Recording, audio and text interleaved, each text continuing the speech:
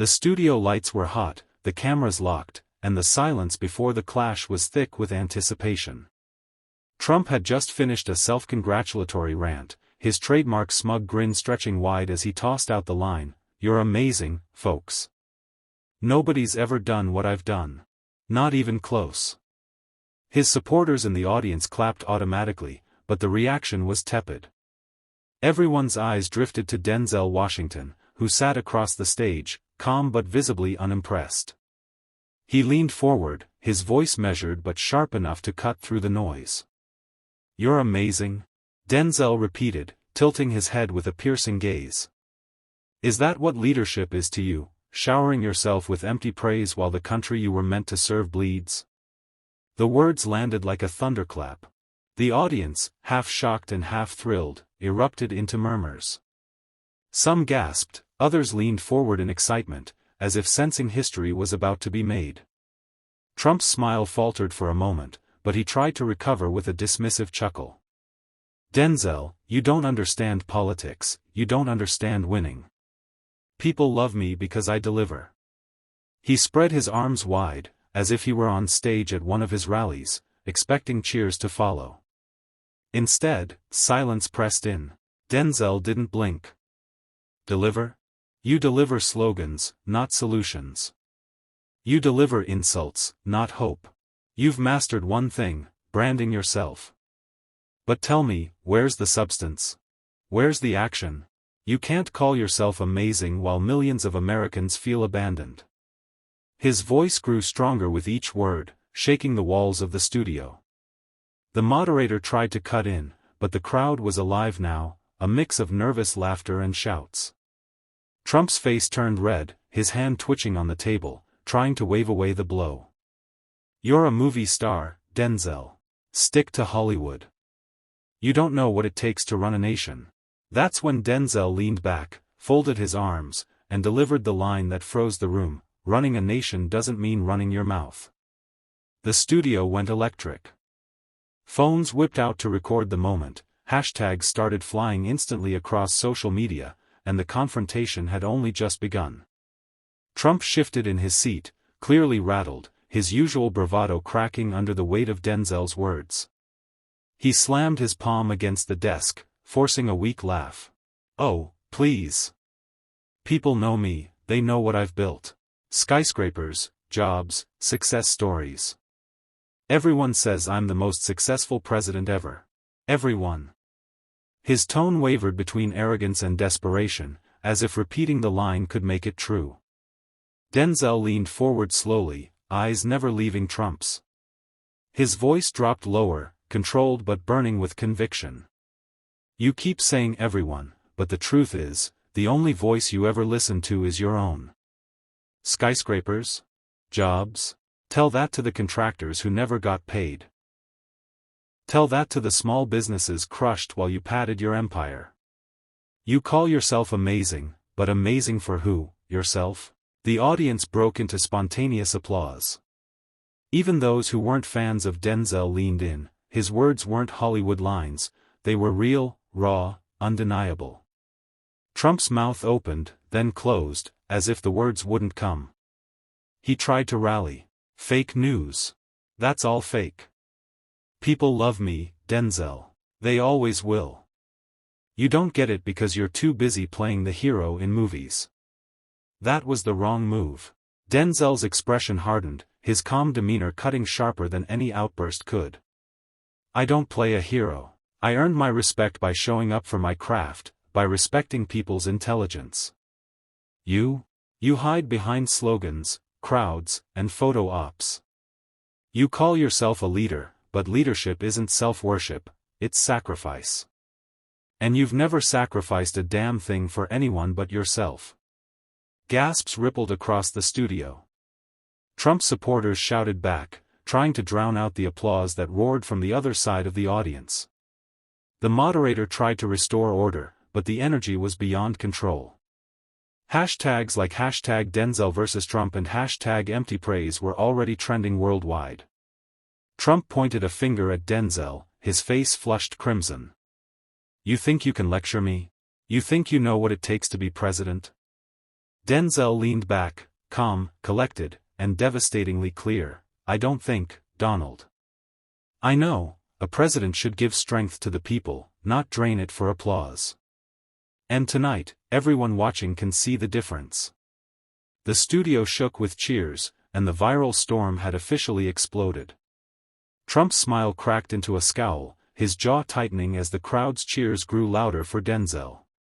He raised his voice above the noise, almost shouting, "You're just an actor, a guy who pretends for a living. People don't care what you think about politics. They care about winners, and I win. That's why I'm here, and that's why you're sitting there trying to play judge." Denzel didn't flinch. He tilted his head, his calm presence making Trump's anger look even more frantic. Pretend? Let me tell you something, acting taught me to study human nature, to see through masks. And right now, the mask you wear is slipping. You call yourself a winner, but what kind of winner needs to shout down anyone who disagrees? A desperate one. The audience erupted again, laughter mixing with applause. A woman in the front row shouted, "Tell him, Denzel." Cameras zoomed in on Trump, his face tight, his lips pressed into a thin line. He tapped the desk with his finger, searching for footing. Desperate? Trump barked back. You're desperate. You're desperate for attention, for clapping crowds. Without Hollywood, you're nothing. I built an empire before politics. You built, what? Pretend stories on a screen? Denzel leaned forward, eyes locked on Trump like a predator spotting weakness. His tone sharpened, every word cutting. What I built was truth through art. People connect to it because it reflects their reality, their struggles. What you built was debt, lawsuits, and broken promises. The only story you've written is one where you always win, no matter who pays the price. But America's paying attention now, Donald. And they see the cost. The studio went silent for a moment, the weight of Denzel's words sinking in. Then, as if on cue, thunderous applause shook the room again. Trump tried to interject, waving his hands, but his words were drowned out by chants of DNZL. DNZL. The hashtag mask off Trump spiked across social platforms. Clips of Denzel's takedown spread instantly, captions reading, "An actor exposed the president in 30 seconds flat."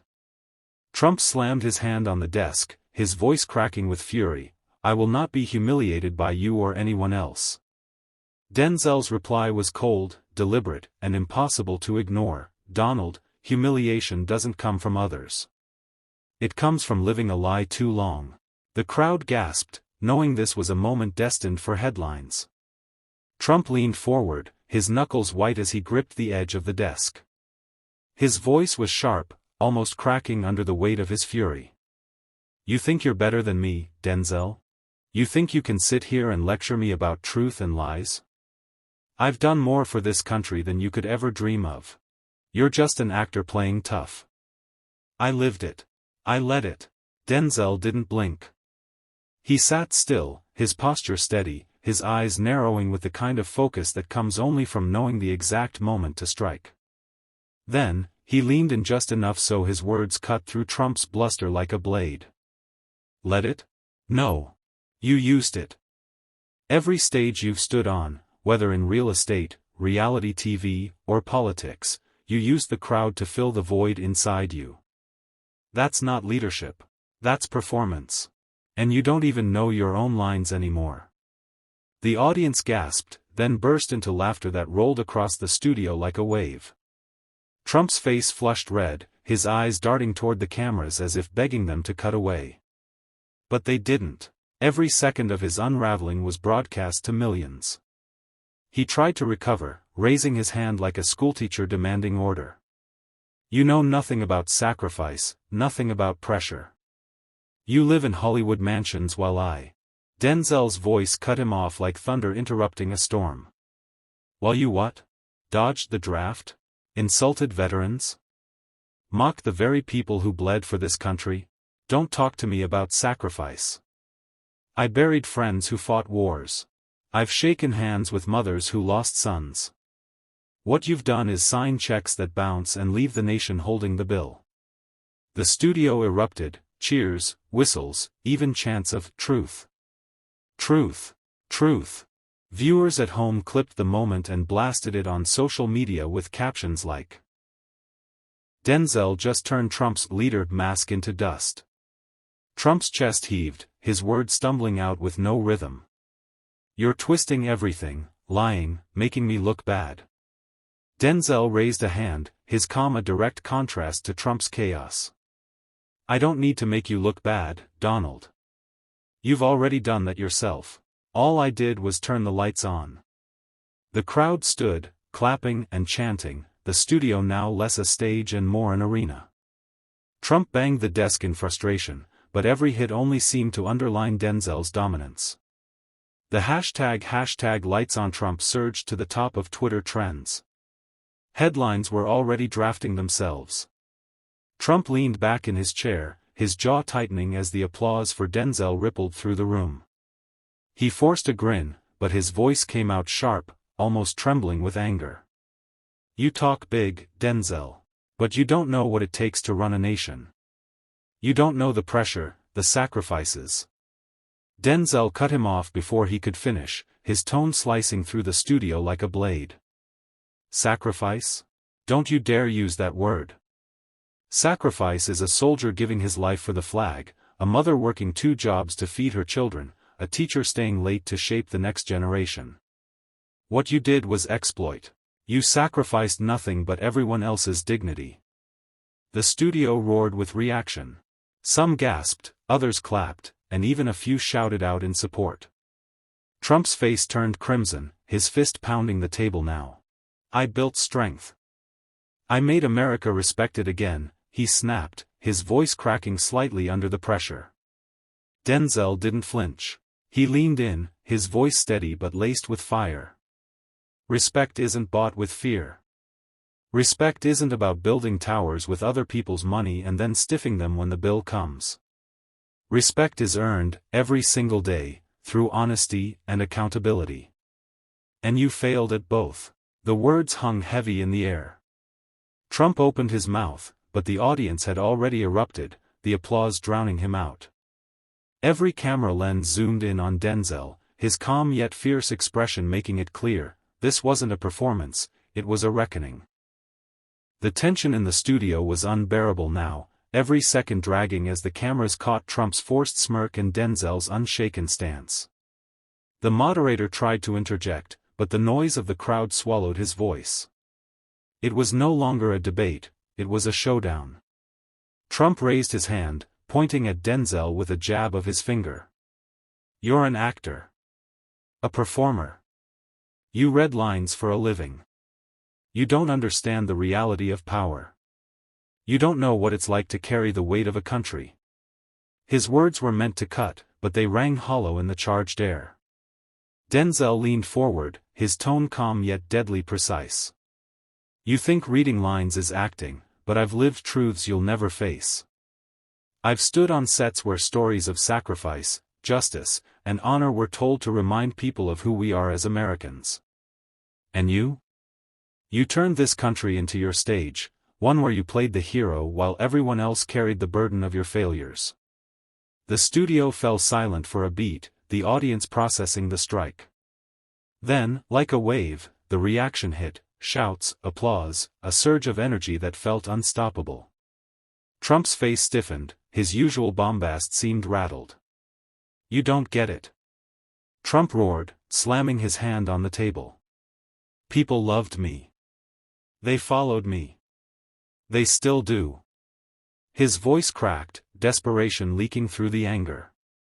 Denzel's reply was sharp, almost surgical. "Love built on lies doesn't last. People may have followed you, but they're waking up. They see that your legacy isn't strength, it's division. And history won't remember the size of your rallies. It'll remember the scars you left behind." The crowd erupted again, louder than before. Some stood to their feet, clapping and shouting, as the camera zoomed in on Trump's tightened jaw and Denzel's unblinking stare. The moderator finally leaned into his mic, desperate to regain control. "Gentlemen, let's but the roar of the audience drowned him out again. The air buzzed with the kind of electricity you only feel in moments where everything is on the edge of collapse. Trump leaned forward, his face flushed, his hand gripping the edge of the desk. "You don't speak for America, Denzel. You're Hollywood. You live in your bubble. You don't know what people in Ohio, Michigan, or Pennsylvania want. They want me back, because I delivered." Denzel didn't flinch. He waited for the cheers of Trump's supporters to fade, then spoke with the weight of a man who didn't need to raise his voice to cut deep. "You delivered all right. You delivered chaos. You delivered division. You delivered a country that now looks at each other with suspicion instead of solidarity. And you call that leadership?" The audience gasped. A few Trump supporters shouted back, but their voices were quickly swallowed by the overwhelming applause. The camera caught Trump shifting in his seat, visibly rattled. Denzel pressed harder. "You think the working class respects you? Ask the builders you stiffed. Ask the veterans you mocked. Ask the mothers who lost their sons in wars you turned into talking points. America doesn't need your performance anymore. It needs honesty, and you're allergic to it." Trump's face turned red, his fist hitting the desk again, this time harder.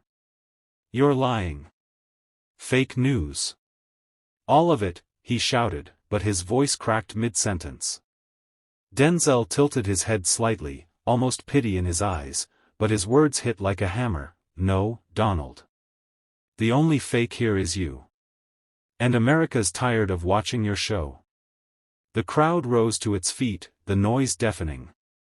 For the first time, Trump looked like a man cornered, and the cameras didn't miss it. Trump shot up from his chair, the studio lights bouncing off his face as he pointed a trembling finger at Denzel. "You don't get to lecture me. You're an actor. A nobody in politics. People like me built this country." His words were sharp, but his voice carried the desperation of a man who felt the ground shifting under his feet. The audience erupted, half in boos, half in cheers, but the cameras caught the panic behind Trump's eyes. Denzel didn't move. He sat calmly, almost regal in his posture, waiting for the noise to settle. Then, with a slow shake of his head, he dropped the kind of truth that slices through noise like a blade. "Built this country? No, Donald. You branded it. You slapped your name on towers that other people built. You slapped your name on dreams that other people earned. And when the checks came due, you ran. That's not building. That's parasitic." The silence after his words lasted only a second, but it felt like forever. Then the room exploded, cheers, whistles, clapping. Even the moderator's eyes widened as if he knew history was being made live on air. Trump slammed the desk so hard his microphone rattled. "Lies. All lies," he screamed, but the cracks in his voice betrayed him. He looked less like a strongman and more like a man unraveling under the weight of his own image. Denzel leaned in, voice low but booming with authority through the speakers. "This isn't a movie set, Donald. There's no director yelling, 'Cut.' This is America. And the truth has finally caught up to you." The crowd stood again, a thunderous ovation rolling like a wave across the studio.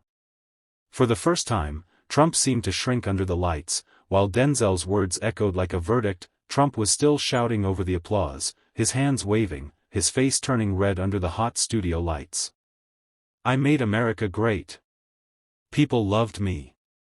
The economy was booming until the frauds and the haters tried to take it down." His voice cracked mid-sentence, but he pressed on, pounding the desk like he was trying to force belief back into the room. But Denzel just stood. He didn't raise his voice. He didn't have to. The room, sensing something was coming, went dead quiet. Even the cameras zoomed in, catching every shadow on his face. Denzel's eyes locked on Trump, unblinking, unshaken. "You keep talking about greatness," he said, his tone slow, deliberate, like a hammer striking a nail. "But greatness isn't measured in towers, or gold letters, or applause from crowds who don't know the bill that comes after. Greatness is measured in sacrifice, in service, in honesty. And on every single one of those measures, you failed. The air shifted.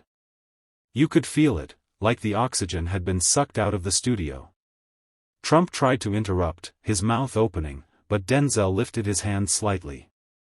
And for once, Trump froze.